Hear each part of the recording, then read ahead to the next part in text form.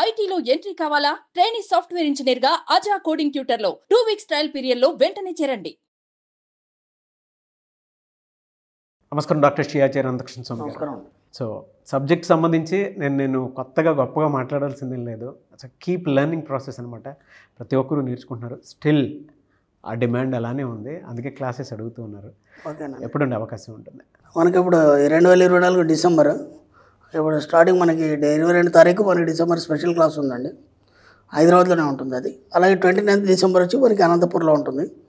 26 జనవరి 2025 మాత్రం విశాఖపట్నంలో ఉంటుంది. 2 ఫిబ్రవరి 2025 తిరుపతిలో ఉంటుంది. 9th ఫిబ్రవరి మనకి రాజమండ్రిలో ఉంటుందండి. అలాగే 16th ఫిబ్రవరి వచ్చి బెంగళూరులో ఉంటుంది. 2 మార్చ్ వచ్చేసి మనకు విజయవాడలో ఉంటుందండి. ఈ విధంగా వీలైనంత మటుకు తొందర క్లాసెస్ మీరు ఎన్రోల్ చేసుకోండి. అలాగే మనకి జనవరి 5వ తారీఖు దుబాయ్లో కూడా క్లాస్ ఉంటుంది. వీలైనంత తొందరగా ఆ నెంబర్లకు కాల్ చేసి మీరు ఎన్రోల్ చేసుకునే ప్రయత్నం. డెఫినెట్గా సార్. 687వ మనీ మంత్ర వీడియో. సో ప్రీవియస్ వీడియోలో థర్డ్ ఐ యాక్టివేషన్ గురించి మీరు మాట్లాడటం జరిగింది. ఒక మనిషి నిజంగానే అతీంద్రియ శక్తులు ఎక్కడి నుంచి వస్తాయి అని అంటే, మీరు చెప్పినటువంటి ఆ థీరీలో నాకు బాగా అర్థమైంది. సెల్ఫ్ని బాగా డెవలప్ చేసుకోవటం, తనలో తను ప్రయాణించటం, అప్పుడు మాత్రమే ఏదైనా సరే. అంటే మనిషిలో కోతిని రానిస్తే మనం ఏం చేయలేము. కోతిని రానియకుండా తన్ని తను కనుక డీల్ చేసుకోగలిగితే థర్డ్ ఐ యాక్టివేట్ అవుతుంది అని చెప్పేసి చెప్పడానికి త్రూ మెడిటేషన్ సాధ్యం. అదే వెరీ పవర్ఫుల్ వీడియో. అదే 687వ మనీ మంత్ర వీడియోలో ఏం చెప్తున్నారు? మన కాన్సెప్ట్ ఏంటంటే, ఎవరు కూడా ఆర్థికంగా ఇబ్బందులు పడి చావడానికి లేదు. ఓకే, ఆదిశంకరాచార్యులు గారి యొక్క ఆలోచన ఏంటంటే, ఎవరు కూడా ఆకలికి చావడానికి లేదు. అందుకే అన్నపూర్ణ దగ్గర వెళ్ళేసి అన్నపూర్ణ అష్టకం చదివాడు ఆయన. దాంట్లో నాకు అన్నింటికంటే ఒక 2 లైన్లు బాగా నచ్చినాయి. అదేంటంటే, జ్ఞాన వైరాగ్య సిద్ధ్యార్థం భిక్షాం దేహిచ పార్వతి. ఇక్కడ ఆయన అన్నం అడగలేదు. బాగా గుర్తుంటుంది. అన్నపూర్ణ అంటే ఏదైనా ఇచ్చేది కదా ఆమె. అక్కడ అన్నం అడగలేదు ఆయన. జ్ఞాన వైరాగ్య సిద్ధ్యార్థం భిక్షాం దేహిచ పార్వతి. అమ్మ, నాకు జ్ఞానం ఇవ్వాలి, వైరాగ్యం ఇవ్వాలి, ఇవి 2 నాకు భిక్ష పెట్ట అన్నాడు ఆయన. ఇవి 2 కాకుండా ఇప్పుడు మన సబ్జెక్ట్కి వస్తే డబ్బు కావాలి, సుఖాలు కావాలి, ఆనందం కావాలి, ఇవన్నీ కావాలి కదా. ఇవన్నీ ఆయన అడిగిన జ్ఞానంతోనే వచ్చేస్తాయి. ఎందుకంటే నీకు ఒక జ్ఞానం ద్వారా అయితే ఒక ఎలర్ట్నెస్ అనేది క్రియేట్ అవుతుంది. దాంతో నీకు ఏమేం కావాలి అన్నీ సంపాదించేసుకుంటావు, డబ్బు సంపాదించేసుకుంటావు, ఇవన్నీ సంపాదించు.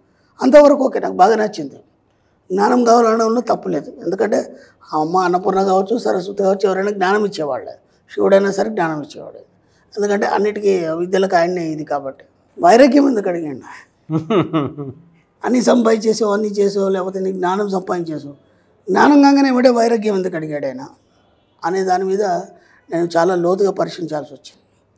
ఇప్పుడు నేను ఇంతకుముందు కూడా చెప్పాను ఏంటంటే, ఇంతకుముందంటే నాకు ఏదైనా డౌట్ వచ్చింది, గురువుగారు ఉన్నారు, గురుగారు ముందు కూర్చొని అయ్యా అని చెప్పేసి కాళ్ళు పట్టుకుంటే ఏదైనా చెప్తాడు, ఇది కాదు ఇది కాదు.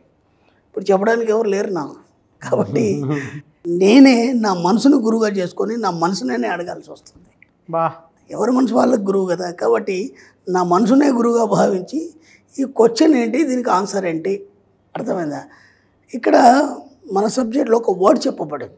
నీకు ఒక సమస్య వచ్చింది, లేదా ఒక కష్టం వచ్చింది, ఒక బాధ వచ్చింది, లేదా దాదాపు నీకు తెలిసిన వయసు నుంచి ఇప్పటి వరకు నువ్వు కష్టపడుతూనే ఉన్నావు. ఎన్ని ప్రయత్నాలు చేసినా నీ లైఫ్ అనేది సెట్ అవుతలేదు. అవును, ఓకేనా? దానికి నీకు తెలిసినటువంటి ఒక జ్యోతిషుడి దగ్గర పోయినావు, లేదంటే ఒక దేవుడికి మొక్కు జరిగించినావు, లేదంటే ఒక గురువు దగ్గర పోయినావు, ఇవన్నీ చేసినావు. అయినా నీ లైఫ్ సెట్ అవ్వట్లేదు, అయినా ఆ సమస్యకు పరిష్కారం దొరకట్లేదు. అలాంటప్పుడు ఇక్కడ మన సబ్జెక్ట్ ఏం చెప్తుందంటే, నీ లైఫ్ ఎంతకు సెట్ అయ్యట్లేదు, నీకు ఏం అర్థం కావట్లేదు, ఎక్కడ దారి దొరకట్లేదు. అలాంటప్పుడు నీ సుప్త చేతన సహాయం తీసుకోమని చెప్తుంది మన సబ్జెక్ట్. ఎంత అద్భుతంగా ఉంది.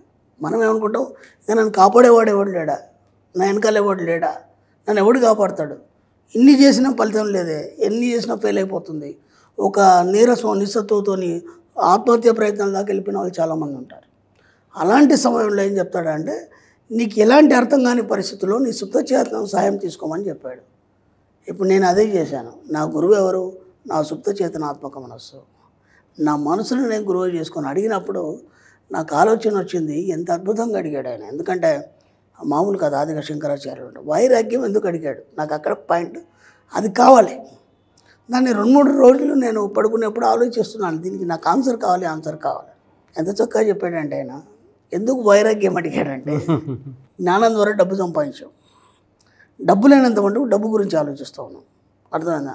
ఆకలి అయినంత మటుకు అన్నం గురించి ఆలోచిస్తాం. ఇప్పుడు మనకు లంచ్ టైం అయింది, విపరీతం ఆకలి అవుతుంది, మా పంచ పరమాణాలన్నీ పెట్టేసాం మనం, పంచపక్ష పరమాణాలన్నీ హాయిగా తృప్తిగా తిన్నాం. ఎమ్మటే 10 నిమిషాల తర్వాత మళ్ళీ పెడతా అంటే తింటావా? తినలేవు. అంటే దాని గురించి ఆలోచన లేదు. రాత్రి వరకు తిండి గురించి ఆలోచన. డబ్బు లేదు కాబట్టి డబ్బు గురించి ఆలోచిస్తున్నాం. పుష్కలంగా డబ్బు వచ్చేస్తుంది, అయిపోయింది, డబ్బు గురించి ఆలోచన లేదు. సుఖాల గురించి, ఈ డబ్బు ద్వారా అన్ని సుఖాలు పొందొచ్చు. ఈ డబ్బు ద్వారా అన్ని సుఖాలు పొందొచ్చు, దాదాపు పొందొచ్చు, 99% పొందొచ్చు. ఓకేనా? ఇప్పుడు ఇక్కడ డబ్బు వచ్చేసింది, నీ ఆకలి తీరింది, దేనికోసం నువ్వు అరులు చార్చి అవసరం లేదు, ఇక్కడ నువ్వు చక్రవర్తి వై కూర్చున్నావు. నీ రాజ్యంలో ఎలాంటి లోటు లేకుండా అన్నీ సంపూర్ణంగా ఉన్నాయి. ఇంకా నీకు కావాల్సింది ఏమీ లేదు. అప్పుడు ఏమైపోతుందంటే నీ మనసు శూన్యతను చెందుతుంది. నీ మనసు ఎప్పుడైతే శూన్యతను చెందుతుందో దట్స్ కాల్డ్ వైరాగ్యం. వైరాగ్యం ఎందుకు అడిగిందంటే మీకు అర్థం కాలేదు. వైరాగ్యం రావాలంటే ముందు ఇవన్నీ రావాలి. ఇది లాజిక్. అర్థమైందా? జ్ఞానం తర్వాత వైరాగ్యం ఎందుకు అడిగిందంటే వైరాగ్యం రావాలంటే ఇవన్నీ రావాలి. ఇవన్నీ వస్తే వీటి మీద కోరికలు పోతాయి. కాబట్టి ఇక్కడ ఎలా ఉంటుందంటే, నేను కొన్ని జాతకాలు చూసాము, నేను జ్యోతిష్యం కూడా అవన్నీ ఎలుగబెట్టినాం కదా ఇంతకుముందు. విచిత్రం ఏంటంటే ఒక జాతకాన్ని చూశాను, చాలా భలే ఉంటుంది. చేతిలో ధనరేఖ లేదు, ఏమీ లేదు, కానీ అతనికి ఆ వ్యయ స్థానంలో 12వ స్థానంలో శని ఉన్నాడు. అంటే విపరీతం ఖర్చు. ఇక్కడ లాజిక్ ఏంటంటే వీడి దగ్గర డబ్బు నిలవదు, అంతకు డబ్బు నిలవదు, కానీ వీడు బాగా ఖర్చు పెడతాడు. డబ్బే రాదు, డబ్బే నిలవదు, ఎలా ఖర్చు పెడతాడంటే వ్యయంలో శని ఉన్నాడు కాబట్టి ఖర్చు పెట్టడానికి వీడి దగ్గర డబ్బు వస్తుంది. ఇది లాజిక్. అర్థమైందా?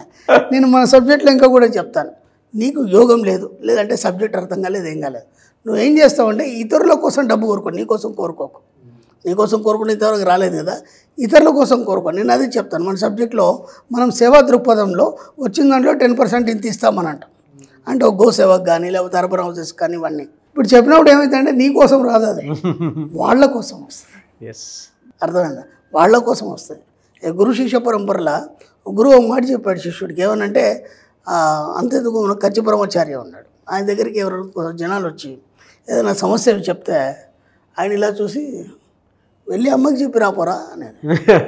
అమ్మ కంచి కామాక్షమ్మ చెప్పు, నీ పని అయిపోతే చేసేస్తుంది ఆమె అని చెప్పేది. ఈయన నేను చేస్తా ఇలా అవుతుంది ఏం సలహాలు ఇచ్చేది కాదు, కామాక్షికి చెప్పు అయిపోతుంది ఆమె చేసేస్తుంది అనేది. ఇప్పుడు సమస్య ఏంటంటే వాడు ఎంత జటిలమైన సమస్య అయినా సరే కామాక్షమ్మ దగ్గర పోయి మొక్కితే, కామాక్షమ్మ ఎందుకు చేయాలంటే ఇక్కడ లాజిక్ అది బాగా గుర్తుంచుకోండి. కామాక్షమ్మ ఎందుకు చేయాలంటే వాడి యోగం లేకపోయినా చేయాలి. ఎందుకు? గురువు మాట కాదని లేక చేయాలి. అది లాజిక్. ఇలా కొన్ని లాజిక్స్ ఉంటాయి మన సబ్జెక్ట్లో. ఆ లాజిక్ని ఎప్పుడైతే పట్టుకుంటామో ఖచ్చితంగా సాధ్యమవుతుంది. అందుకే ఇక్కడ ఆయన ఏం చెప్పాడంటే జ్ఞాన వైరాగ్య సిద్ధ్యర్థం భిక్షాం దేహి చ పార్వతి. కాబట్టి ఆ వైరాగ్యం వచ్చే ముందు ఇవన్నీ వస్తాయి నీకు, కాబట్టి అది ఒకటి కోరుకుంటే ఇవన్నీ వచ్చేస్తాయి.